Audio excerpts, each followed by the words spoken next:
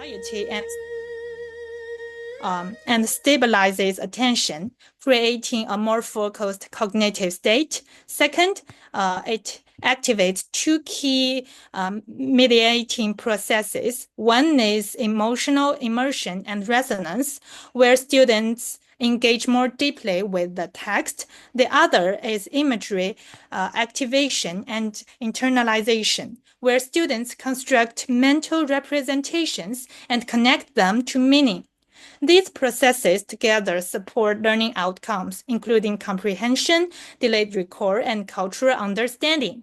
At the same time, these effects are influenced by moderating factors such as cognitive load, text type, and assessment context. So overall, this model integrates both cognitive and affective mechanisms to explain how meditation shapes the learning process. So these findings point to the potential of meditation as a way to support deeper learning in classical Chinese education. The stronger effect in delayed comprehension indicates deeper processing and memory consolidation. At the same time, the effects are context-dependent. Of course, this study is limited by relatively small sample and short duration, so the future research with randomized designs and larger samples would help strengthen causal inference. Okay, based on these findings, there are several implications for pedagogy. First, meditation should be used as a complementary teaching strategy. A cycle of meditation, explanation, and reflection helps students to move from experience to interpretation. Second, its use should be context sensitive. Emotional engagement should be aligned with interpretive and assessment tasks. Finally, learner support is essential. Providing prior knowledge and scaffolding techniques such as guided attention and imagery anchors can support beginners. Let's turn to the conclusion. To conclude, meditation reconnects classical Chinese learning with traditions of reflection, aesthetic experience, and self-cultivation. It supports deeper emotional and cultural engagement with classical texts. More broadly, it offers a cultural-grounded approach to language education. So in this sense, meditation is not only a technique, but a bridge between traditional and self-cultivation and modern learning. That is all for my sharing today. Thank you for your attention. I would be very interested to hear your thoughts. Okay, thank you.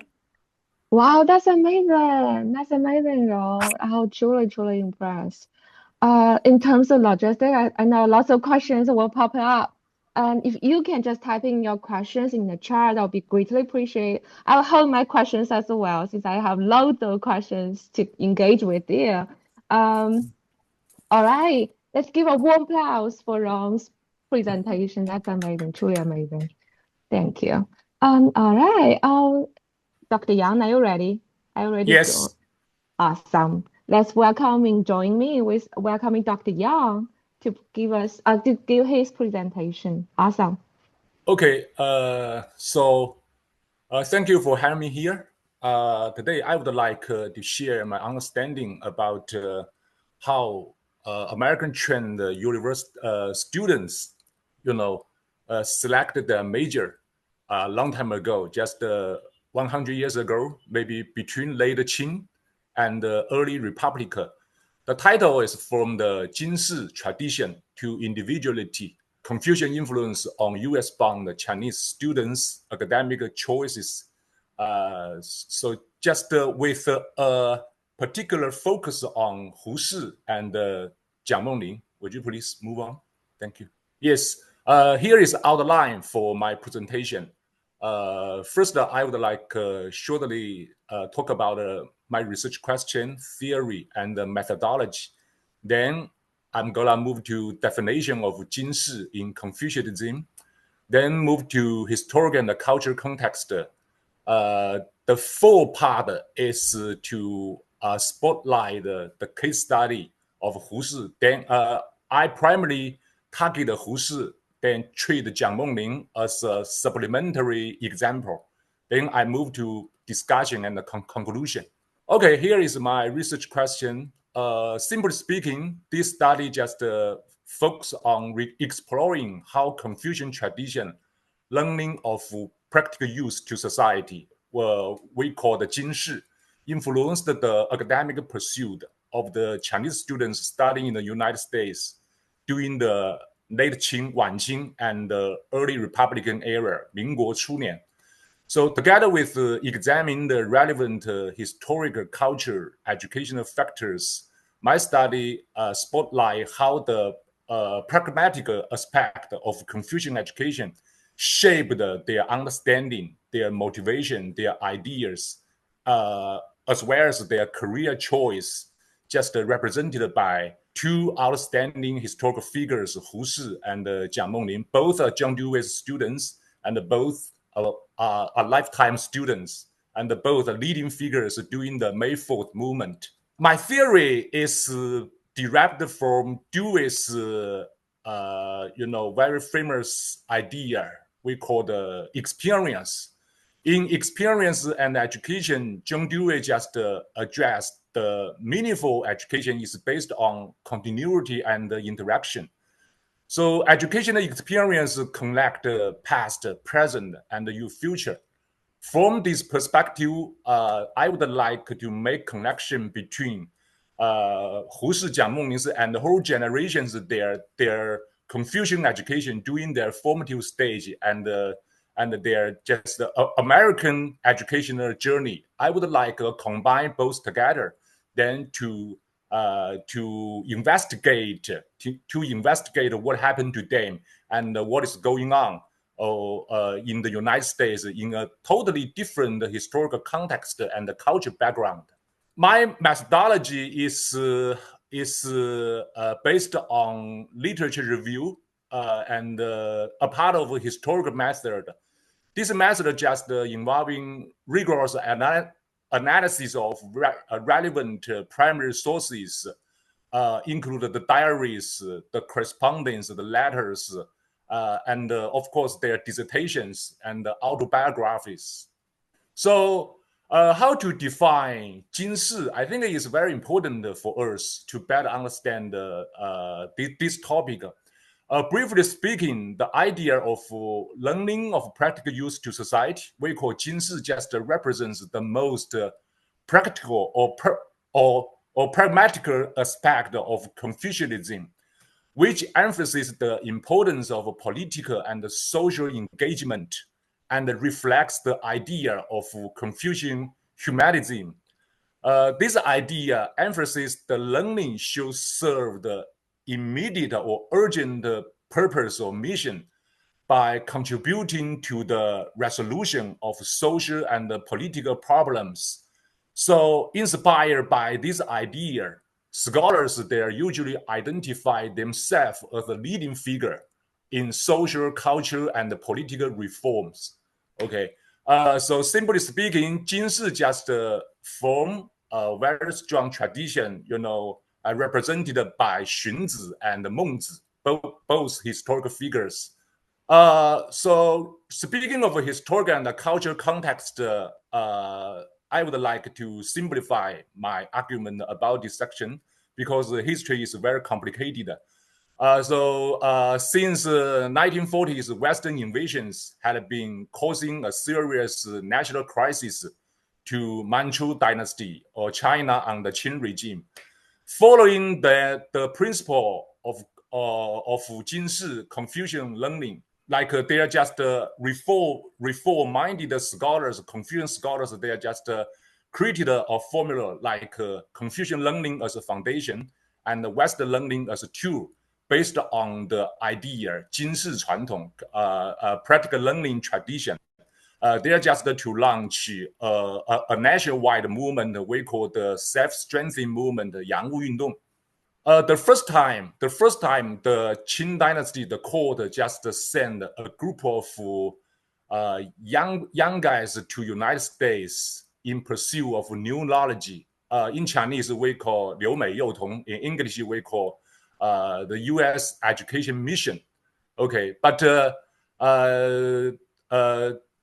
so eventually, you know, the dynasty just terminated this project because lots of young students, they learn something new, they learn something different, you know, just against with Confucian tradition. Since the incident of Boxing Rebellion, the Qing dynasty still overshadowed by national crisis, and they had to recover this project and resend students to United States. So Hu Shi and both Hu Shi and Jiang Monlin become part of them. During that period, when Hu Shi was very young, the Qing court abolished the civil service exam, we call Keju. And the young people and the teens, they have to figure out another way to have a better life, you know. And there is a powerful slogan we call the saving China through industrialization. Industrialization in Chinese is 实业救国. Okay, inspired by this slogan, students, they are highly motivated to pursue new knowledge like mining and the railroad or agriculture, something like this, to save China immediately. Here is an argument, a speech just made Hu Shi to support my notion and the last the previous argument, my argument on the previous slide. So Hu Shi just recalled 40 years ago when he just ready to study United States. His older brother just asked him, so firmly, you should pursue something useful.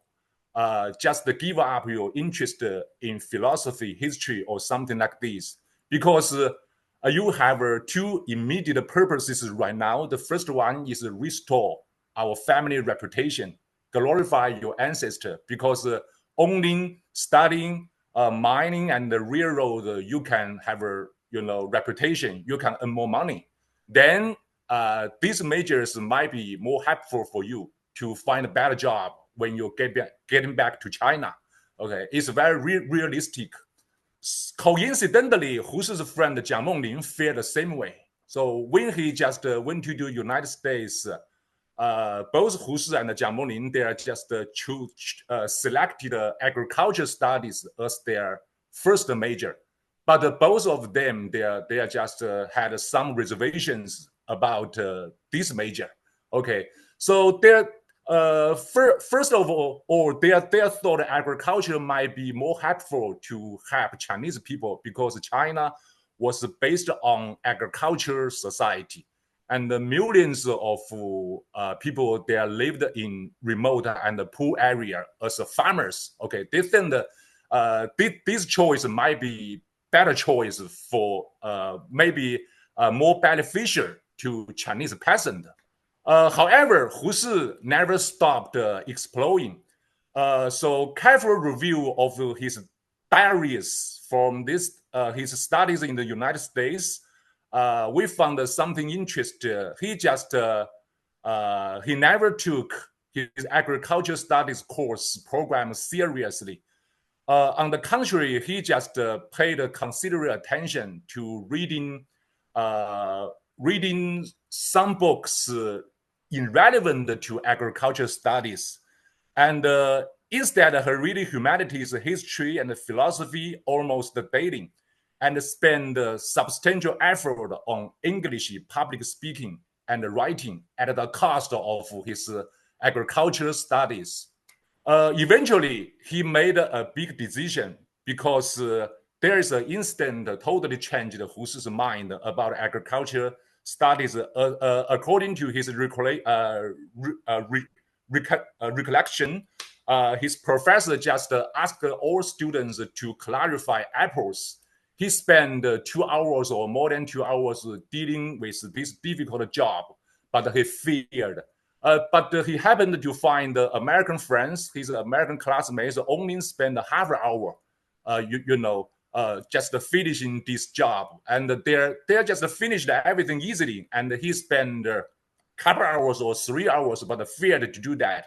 When get back to dorm, he just seriously thought about his career, his major, and according to his diary and his autobiography, we know Hu Shi just he made decision to quit from agriculture studies. He thought he was good at speaking, he was good at writing, he was good at doing philosophy, he was a critical thinker. He thought if he become professor or scholar, that might be more beneficial to save China rather than agriculture expert. So in 1912, he just changed the major to philosophy in the corner.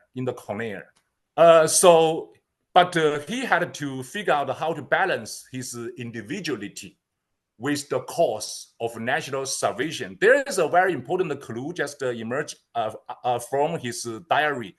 On January 25, 1914, he just wrote, "Today learning what China urgently needs is not a profound theory, but a system of knowledge which can be practically useful for education and the practical affairs, social customers, and the governor method."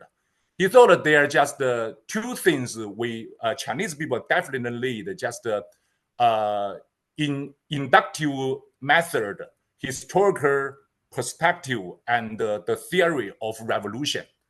So based on these standards, criteria, he started looking for a new learning during his life, a new education, a new theory and knowledge. So inspired by Confucian tradition, he thought highly of himself like a Confucian scholar. He identified himself as a role model and a great teacher for Chinese people. See, so there is except from his diary just to become an evidence for my argument. Additionally, Jiang Monlin just also had been influenced by Confucian education since he was a child. So like Hu Shi, Jiang just kept searching for a right major. And he just thought agriculture was not good enough to have Chinese people. He thought education might be much more important to this country. So like Hu Shi, he gave up agriculture studies and shifted his focus to education, and he changed his major also. So Hu Shi decided to learn from Jiang Duwei. 1915, he went to Columbia in pursuit of doctor degree under Jiang Duwei, supervised by Jiang Duwei. Because he thought Dewey's philosophy just embraced the three urgent learning he desired for: an inductive theory, historical perspective, and the concept of evolution. So since he come back to China, Hu Shi just served as Dewey's spokesman in China. He attempted to apply Dewey's pragmatism and theory into Chinese reality such as vernacular Chinese literature reform and how to reevaluate Chinese philosophy and history based on Dewey's theory. Additionally, Jiang Monlin also devoted himself to the new cultural movement as an educator, as an editor, and he just launched the new education to spread Dewey's philosophy among Chinese educators and to advocate Western learning and philosophy. So very interestingly, Hu Shi just how to Hu Shi understand Dewey's philosophy. According to his argument, he said Mr. Dewey did not leave us some special ideas, just as idea of free labor, communism, anarchism, something like this. The only thing Dewey gave us is a way of philosophical thinking. I think Hu Shi's way of understanding Dewey just very much with the tradition of Jing Shi, Confucian practical learning. So discussion and conclusion, this final part. So Husi's understanding of Dewey thus strongly resonant with Chinese intellectual tradition, often summarized as 学以致用, a learning for practical use to society. However, it simultaneously transformed the tradition by introducing modern learning, scientific, pragmatist, and experiential dimensions. For Jiang Monlin, it's the same. Drawing on his own experience, Professor Jiang Monlin offered a concise interpretation of learning for practical use, 经世传统. He thought that use just involves two key principles, beneficial social morality and contributing to people's livelihood and national well-being. So these principles, he firmly believed just rooted in Confucian classical learning. So in sum, Husi's education journey reflects the enduring influence of Confucian idea of practical learning, which he reinterpreted through Dewey's thought as a means of national reform.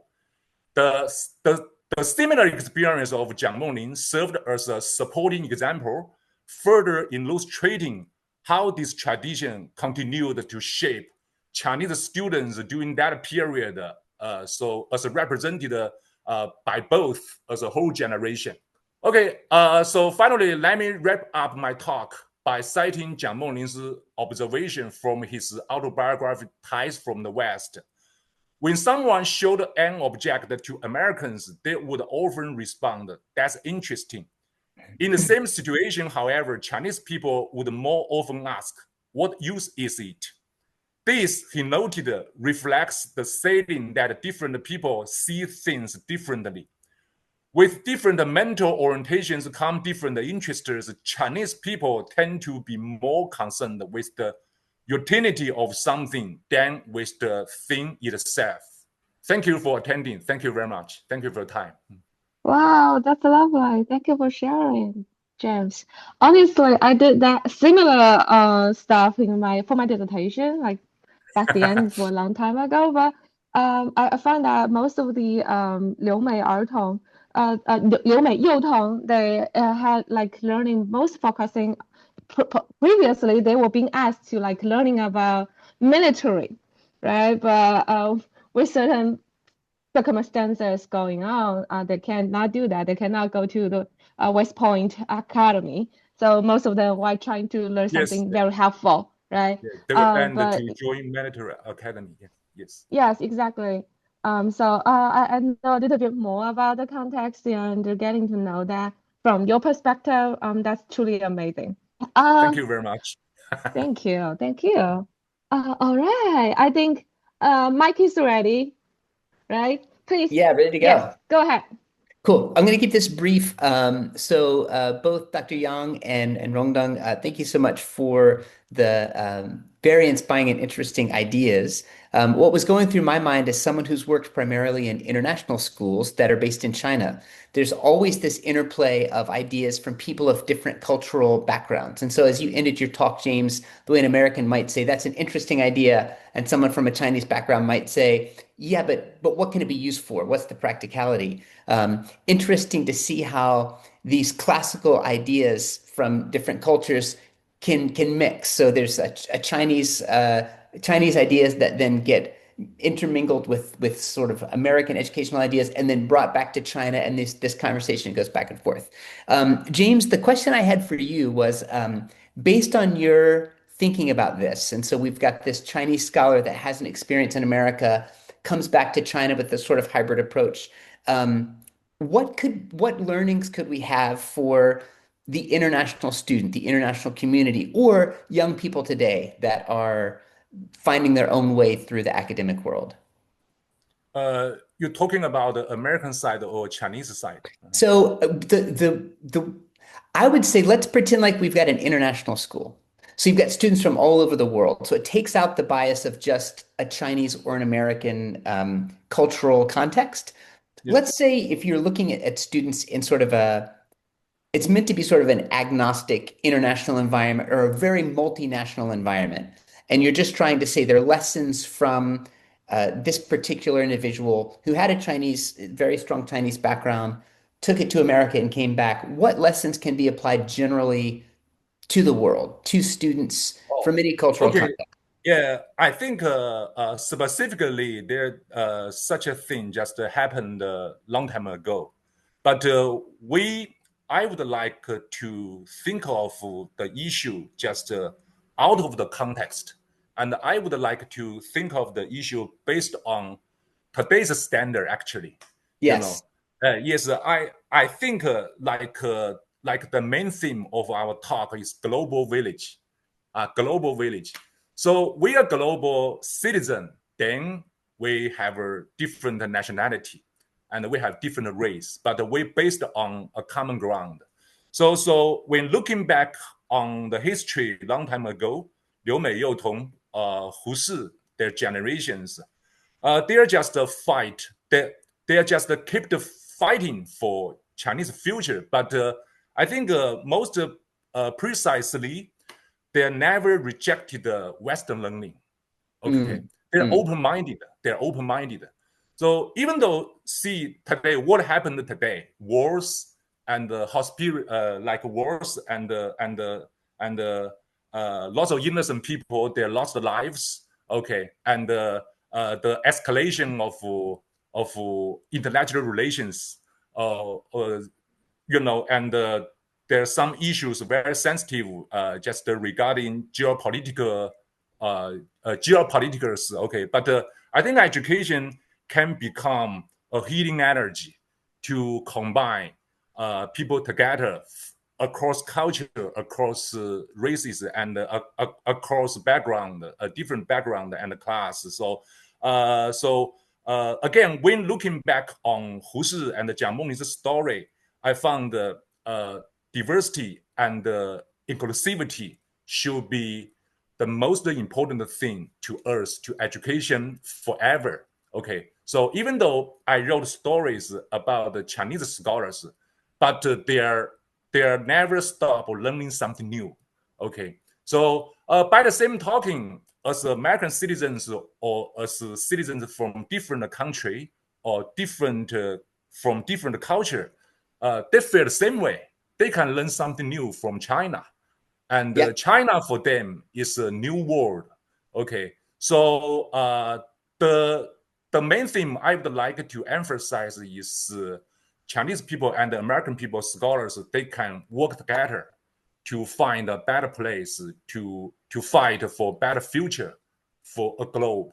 So that is what kind of hidden curriculum behind my paper. Okay. I love Behind that, my James. study. Thanks for Thank both you very much. demystifying and leaving with that hopeful message. I think I want to leave time for other questions and the rest of the things. I have a quick question for Rong Deng as well. But I think the last thing that came to my mind when you were talking about the way different cultural contexts can impact the way a person would respond to a particular question or situation actually made me think of the AI technology that's being developed. And if different AI systems might look at things in a different way. If a system that's developed within a certain cultural context or with certain frameworks that are, fed into it might say, what's the use of that? And another AI might say, isn't that interesting and what can we make with it? So I don't necessarily think we need a response, but that's just something as we think about the way these ideas play out in the future, in addition to the way they play out with human beings, we're going to also see these ideas playing out in artificial intelligence environments. And isn't that interesting to think how that's going to go? Okay, I want to quickly switch to Rong Deng for just a second. Rong Deng, I spent a lot of time working with meditation techniques in drama classrooms, in mostly high school classrooms. And we would use meditation as part of our work in drama and theatrical studies. And I found one of the challenges I found is that some of the students enjoyed the experience, felt it felt good to them. And for other students, it really was a struggle. And so you mentioned to make this work in practical ways, that there could be some sort of concrete scaffolding or things for novices that could help them get into the practice. So I'd love to hear some ideas on if someone wanted to try this out at a school or in a business or something, what would be some ways that you could help people both get some basic skills so they have the capacity, but also have a mindset that they're interested, or that feels enjoyable, or they get over some of the discomfort of sitting with their own thoughts? Thank you for your question. Actually, that's a challenge also in schools. So in practice, teachers sometimes they cannot extensive do the meditation. So we need to do that at first. Just simple techniques, just such as guided breathing. Pay attention to your breath, and short imagery promote, like mountains, moonlight, flowers, like that. Just some small imagery anchors can help students or children to construct the imagery, and they can get into the immersive narrative, or focus attention instructions, just like just like the body scan. Scan our body. Think of the light scanned our body, and from the head to our feet, like that. And it can help children or students or adults to get into the state of meditation. So at first, we don't need to do it very difficult. Just simple exercises. Simple is good. Great. Okay, I know time's limited, so I'm going to turn it back over to Wenjin to keep us moving. And thanks for giving me this time. Thank you, Mike. Thank you, James. Thank you, Rong, for your wonderful participation, the knowledge sharing, and the wisdom and the insights. That's truly brilliant. Since we are already hitting the expected time, could we just extending that for another 5 minutes ish? Audience, if you have questions, please unmute yourself or you can just type. I can read the questions. And I saw Bara. I'm not sure I got your name right or wrong. If I didn't do that, could you correct me? Yes. Thank you. Yes, go ahead. Yeah, Baral is my last name, but my first name is Raj, R-A-J, Raj. Okay, Suraj. So awesome, thank you. I have two quick, it's not two questions, just curiosity after listening the wonderful presentation from both of you. First, I know the limitations and context of research of Rome. I know, but as a meditator, I share my experience of meditations. Actually, meditations is the stage of timelessness, spacelessness, egolessness. There is no sense of culture. There is no I. There is no you. There is nothing, and there is just the observer and observed. When I first time attend the Vipassana meditations 25 years ago, and after continue meditating after 6 months only, I can go inside and feel my sensations. So nowadays, what happens when I start meditations and till 30 minutes, I can feel my body and physical existence. And after 30 minutes, there is only the vibration and experience and absorbed. So there is different types of meditations and different layers of meditations.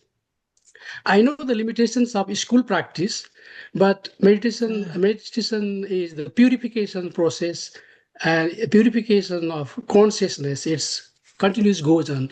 So how we apply such meditations and assess, evaluate the outcomes, it depends on the researchers and how. I think for 4 weeks practice, I guess, she studied. And another in James' presentations, both presentations are very much insightful. Thank you very much. And I try to link the Confucius, Dewey, Wu, and Deng Xiaoping as well. Deng Xiaoping, the famous quotes of this Deng Xiaoping is whatever color of cat, no matter, but cat should catch the rat. So the pragmatism, how the pragmatism of current modern China came from the Confucius to this modern age. So we can also interpret in that line as well. So this is just my silly curiosities to share with you. Thank you. Thank you. Thank you. Thank you, Bar, for your question. Actually, as for the balance between the instruction and meditation, actually, I don't see them as competing, but rather complementary. In practice, we structure the lesson as a sequence, meditation, and followed by a textual explanation and then the reflection. So meditation prepares students for deeper engagement, while linguistic instructions help them articulate and consolidate their understanding. So the real meditation here is not to directly adopt traditional or mindfulness or meditation concepts, but to reinterpret them in educational terms. So in this study, meditation or self-cultivation is not treated as a moral or philosophical philosophical goal, but as a learning process involving attention, reflection, and meaning making. So it becomes relevant to modern learners without losing its cultural depth. That is my response. Okay, thank you. I think how do you call his name? B. Raj. R-A-J, Raj. I'm sorry. Okay. I'm your neighbor. I think yes, I'm from Nepal. you point out a very interesting point. Just connecting John Dewey with Deng Xiaoping. Yeah. So in the past, I thought so the ideas of both great historical figures were interrelated. But as time goes by, I thought fundamentally they're different. Okay, I think fundamentally they're different.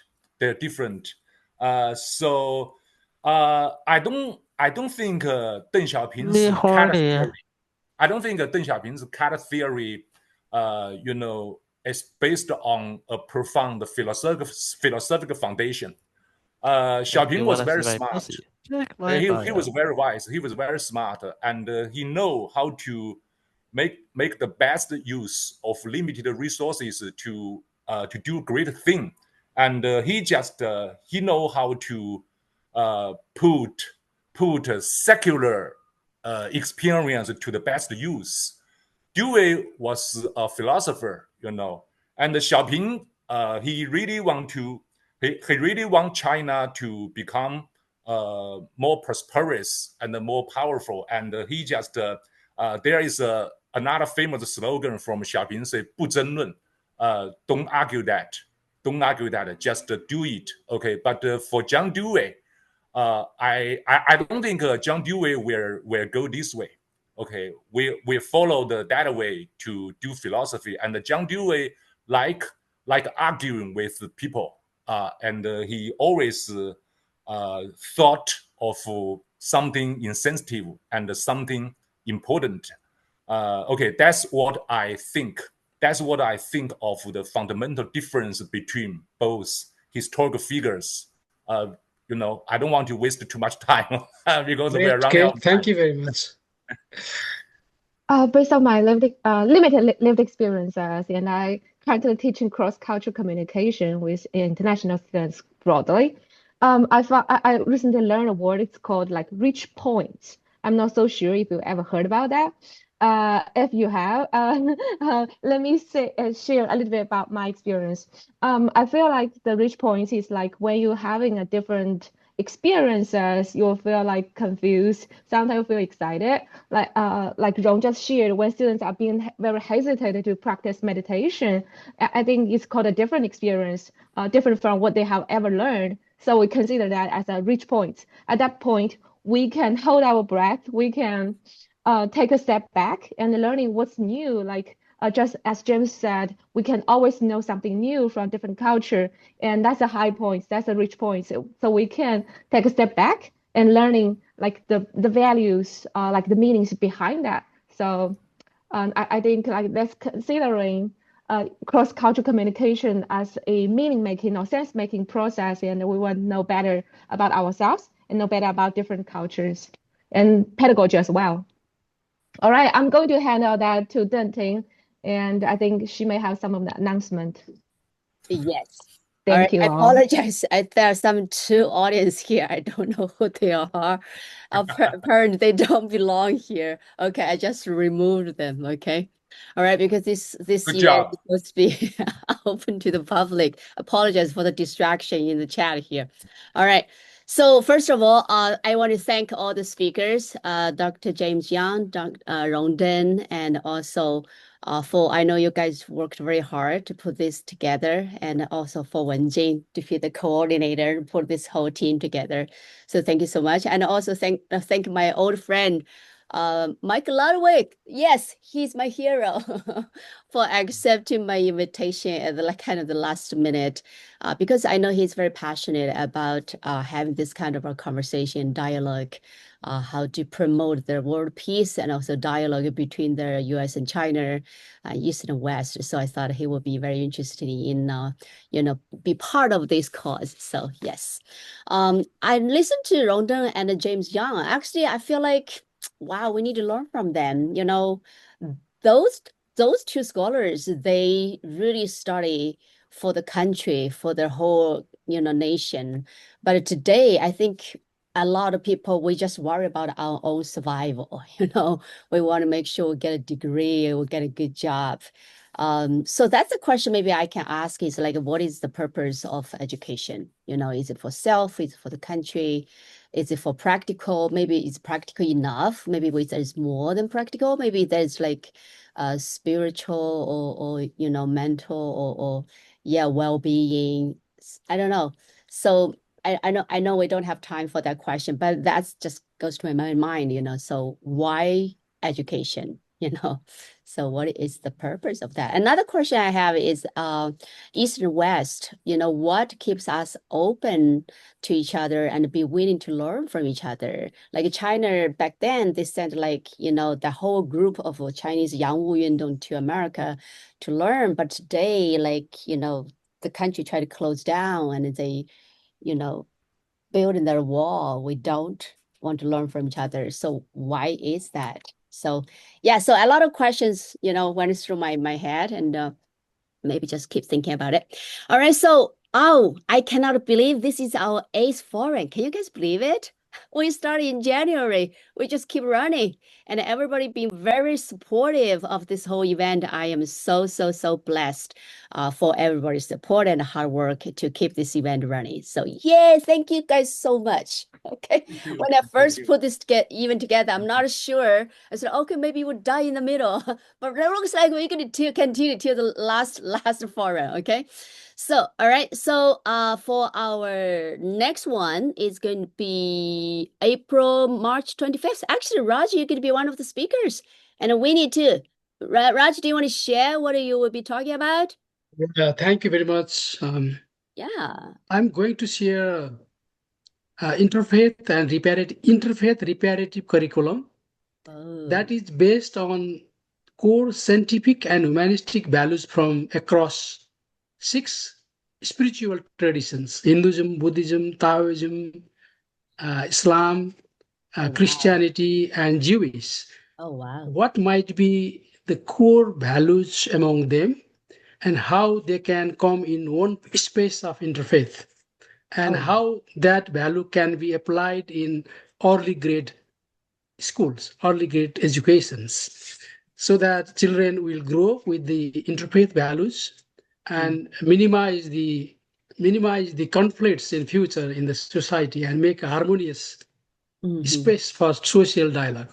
Yeah, that sounds like a fascinating. You put all the 5, 6, different spiritual paths together, Yeah. and see the core values, through all of them. That sounds very interesting. And also, Winnie, Dr. Zitong Wei, I don't know if you are able to share what you will be talking about with everybody. Are you there? Okay, if now, I think she's going to talk about the Confucian morality and the influential teachers, reflections from preschool, pre-service teachers. She's from China Women's University. Another speaker will be Si Wenhan from Chufu Normal University. I'm not sure she's here or not. All right, so that's our next forum. And the last one, I want to make a very special emphasis here. The time is going to be 2 p.m. to 3 p.m.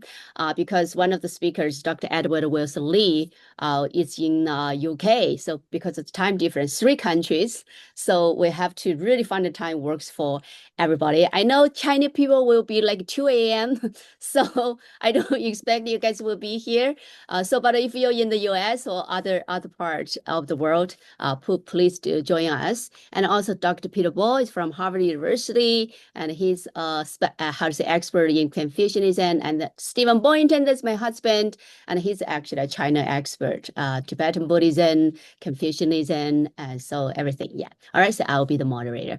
All right. So this is going to be our last forum. Can you believe that? And after that, we're going to see each other in LA starting from April 8th. James, are you coming? Have you booked your flights? Okay. And Wenjin and Rong Deng will be there. Raj will be there. Winnie will be there. I know a lot of people will be there. All right. So that's all, everybody. Thank you so much. And look forward to Thank see you, everybody. you in LA. See you next Okay. week. Thank you, Mike. Thank you so much. Bye. All right. Thank you, Brian. Bye. Yes. Okay. All right. Bye.